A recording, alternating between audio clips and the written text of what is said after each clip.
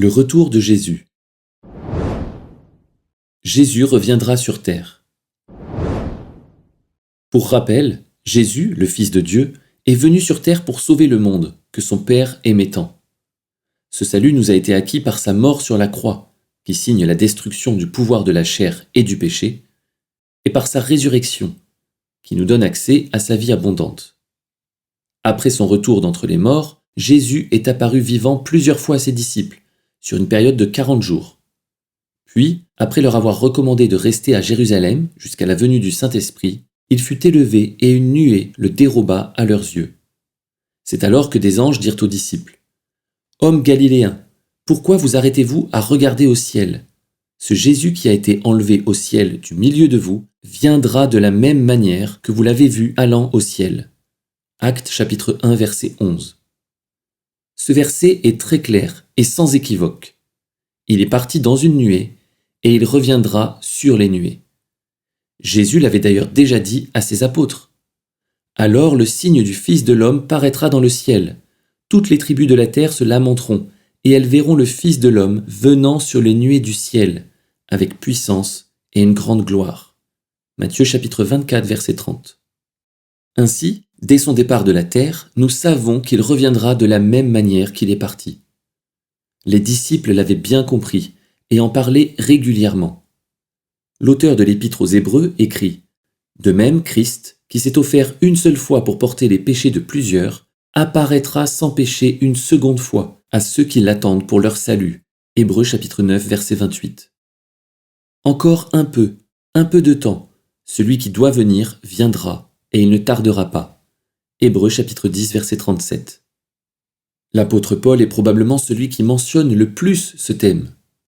Afin d'affermir vos cœurs pour qu'ils soient irréprochables dans la sainteté devant Dieu notre Père, lors de l'avènement de notre Seigneur Jésus avec tous ses saints. 1 Thessaloniciens chapitre 3 verset 13.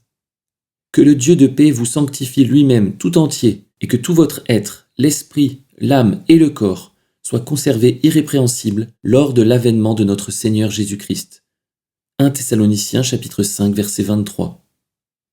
Et comme tous meurent en Adam, de même aussi tous revivront en Christ, mais chacun en son rang, Christ comme prémisse, puis ceux qui appartiennent à Christ lors de son avènement. 1 Corinthiens chapitre 15 versets 22 et 23.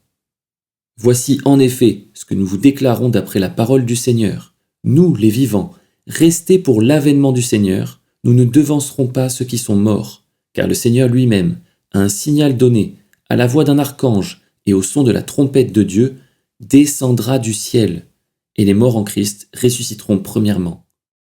1 Thessaloniciens chapitre 4, versets 15 et 16. Nous voyons dans ce dernier passage que l'avènement du Seigneur est bien lié à sa descente du ciel, donc à son retour. Jacques aborde aussi le sujet. Soyez donc patients, frères, jusqu'à l'avènement du Seigneur. Jacques chapitre 5 verset 7. Vous aussi soyez patients, affermissez vos cœurs, car l'avènement du Seigneur est proche. Jacques chapitre 5 verset 8. Continuons avec Jean qui écrit : Et maintenant, petits enfants, demeurez en lui, afin que, lorsqu'il paraîtra, nous ayons de l'assurance et qu'à son avènement, nous ne soyons pas confus et éloignés de lui. 1 Jean chapitre 2 verset 28. L'apôtre Pierre est également très clair. La fin de toute chose est proche. Soyez donc sages et sobres pour vaquer à la prière. 1 Pierre chapitre 4 verset 7. Le jour du Seigneur viendra comme un voleur. 2 Pierre chapitre 3 verset 10. Certains pensent que le jour du Seigneur ne parle pas de son retour. Pourtant, Jésus se désigne lui-même comme celui qui viendra comme un voleur. Si tu ne veilles pas, je viendrai comme un voleur, et tu ne sauras pas à quelle heure je viendrai sur toi. Apocalypse chapitre 3 verset 3. Voici, je viens comme un voleur. Apocalypse chapitre 16 verset 15. Sans compter tous les versets dans lesquels Jésus, lorsqu'il demeurait auprès de ses disciples, prédisait son départ, puis son retour sur terre. Pour n'en citer que quelques-uns, je pense à la parabole des 10 mines, Luc chapitre 19 versets 11 à 27, la parabole de l'homme qui part en voyage, Marc chapitre 13 versets 34 à 37, la parabole des 10 vierges, Matthieu chapitre 25 versets 1 à 13, et la parabole des talents, Matthieu chapitre 25 versets 14 à 30. Évidemment, ce thème est prépondérant dans le livre de l'Apocalypse. Dès les premiers chapitres, Jésus dit plusieurs fois qu'il revient bientôt, et le dernier chapitre contient de nombreuses allusions à son retour. Ce sujet est vraiment très présent dans tout le Nouveau Testament. Jésus lui-même en parlait beaucoup. Les anges l'ont communiqué de vive voix lors de l'Ascension. Tous les rédacteurs des épîtres abordent le sujet et la Bible se termine avec cette réalité. Jésus reviendra sur terre, c'est certain.